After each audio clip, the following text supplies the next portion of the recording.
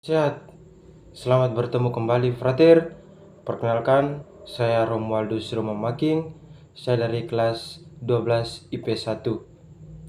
Dan pada video kali ini, saya akan menjelaskan mengenai reformasi gereja Katolik dengan pertanyaan-pertanyaan. Yang pertama, kondisi gereja saat sebelum adanya reformasi, tokoh-tokoh yang berperan di dalamnya, serta nilai-nilai yang saya petik dalam menjalani panggilan saya bersangkutan dengan peristiwa reformasi gereja. Untuk itu, saya minta hati dan perhatian frater untuk menonton atau melihat video saya kali ini. Eropa mengalami periode bencana yang mengerikan pada awal abad pertengahan akhir. Pada paruh pertama abad ke-14, hujan yang sangat lebat serta kekeringan dan musim dingin yang parah menyebabkan gagal panen dan kelaparan di wilayah yang luas.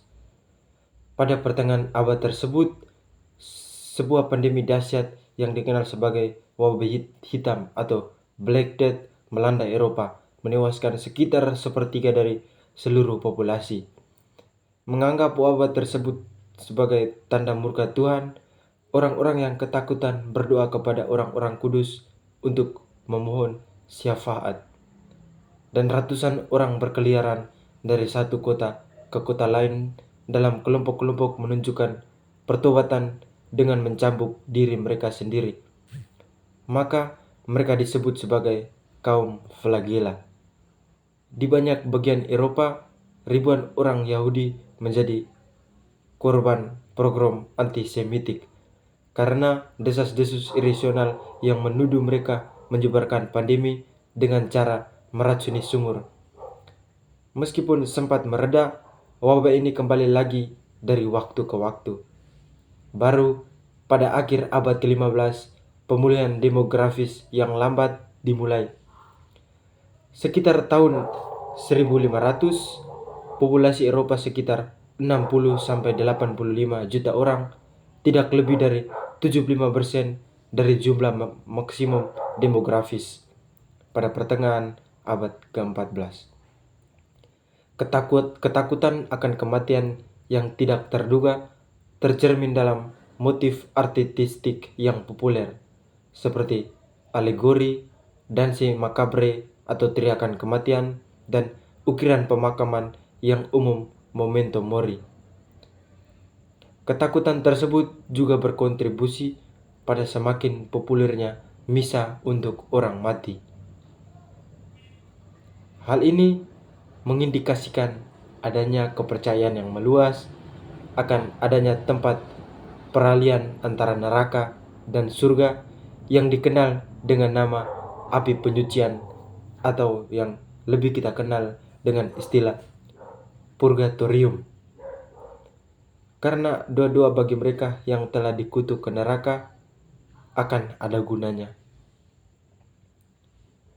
Keberadaan api penyucian atau purgatorium dinyatakan sebagai dogma Katolik di Konsili Firenze pada tahun 1439. Kisah-kisah hantu menyebar luas karena kebanyakan orang percaya bahwa jiwa-jiwa orang berdosa yang tidak didoakan oleh siapapun ditakdirkan untuk menggembara selamanya.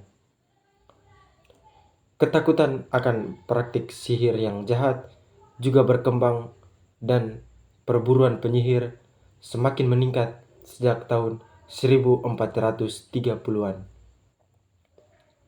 Menjelang akhir abad ke-15, sebuah pandemi baru mulai menyebar di Eropa. Ini adalah sifilis, sebuah infeksi menular seksual yang merusak penampilan korbannya dengan borok dan koreng dan juga bisa membuat mereka gila sebelum meninggal.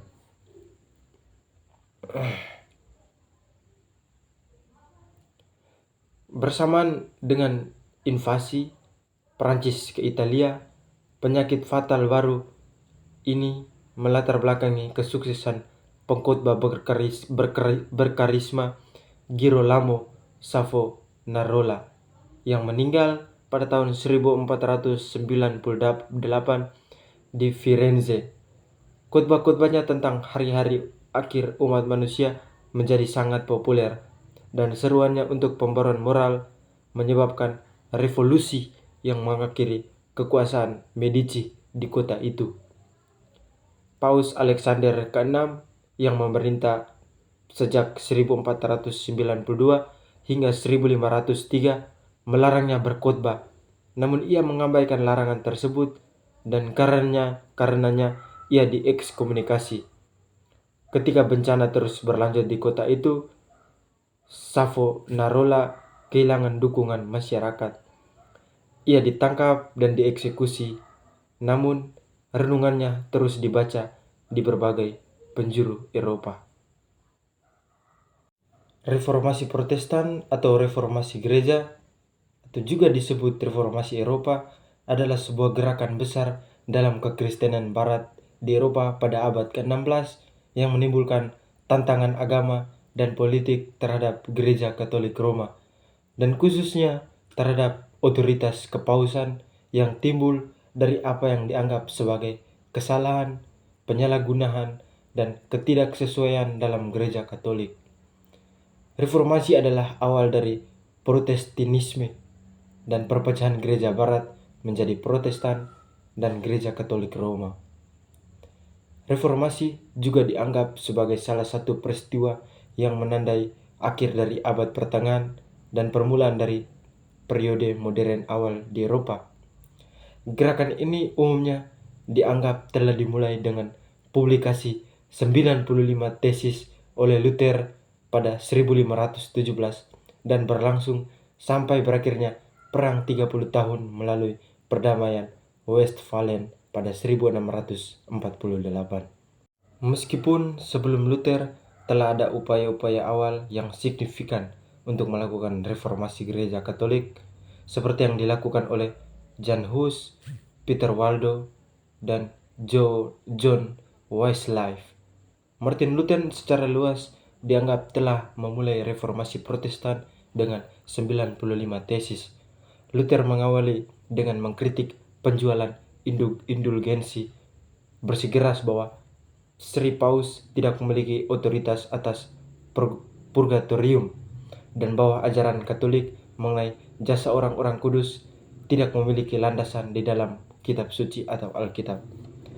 Bagaimanapun, posisi Protestan kelak memadukan perubahan-perubahan doktrin seperti ketergantungan sepenuhnya pada Alkitab sebagai satu sumber keyakinan yang benar atau sola scriptura, serta keyakinan bahwa iman dalam Yesus dan bahkan perbuatan-perbuatan baik adalah satu-satunya jalan untuk memperoleh pengampunan Allah atas dosa atau sola fide. Motivasi utama di balik perubahan-perubahan tersebut bersifat teologis, kendati banyak faktor lain yang berperan, termasuk bangkitnya nasionalisme, skisma barat yang mengikis kepercayaan pada kepausan, dugaan korupsi Kuria Roma, dampak dari humanisme, dan pembelajaran baru Renaissance yang mempertanyakan banyak pemikiran dalam tradisi. Seperti yang kita ketahui bahwa tokoh utama dalam reformasi gereja ialah Martin Luther sendiri. Martin Luther merupakan seorang filsuf keturunan Jerman, yang mana Martin Luther sendiri merupakan pencetus dari reformasi gereja. Namun kita harus tahu bahwa yang menggerakkan hingga terjadinya reformasi gereja bukanlah Martin Luther, melainkan pengikut-pengikut Martin Luther yang sependapat serta setuju dengan apa yang disampaikan Martin Luther. Namun kita mengetahui bahwa secara tidak langsung Martin Luther sendirilah yang menjadi nakoda orang-orang yang berusaha untuk menggerakkan reformasi gereja, sehingga pada akhirnya reformasi gereja akhirnya terjadi. Jadi tokoh utama dalam reformasi gereja ini sendiri ialah Martin Luther. Dari peristiwa reformasi gereja ini sendiri, saya secara pribadi mengambil nilai bagaimana pentingnya sebuah kebijaksanaan dalam mengambil keputusan.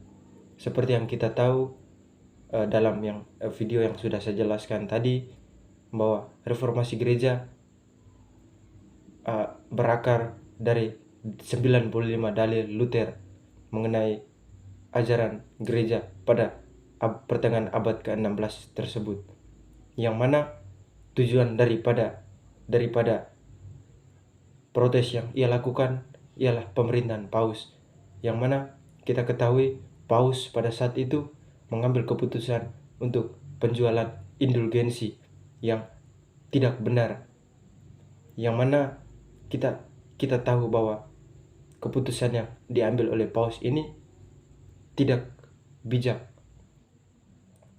dan itu mengakibatkan banyak oknum yang tidak sependapat, dan akhirnya muncul Martin Luther yang mencetuskan 95 dalil yang berindikasi pada terjadinya reformasi gereja. Untuk itu saya mengambil nilai dari peristiwa ini ialah kebijaksanaan dalam mengambil keputusan, yang mana sebagai seorang calon imam saya perlu bijaksana dalam mengambil keputusan-keputusan dalam menjalani panggilan saya tersebut. Sekian dan terima kasih.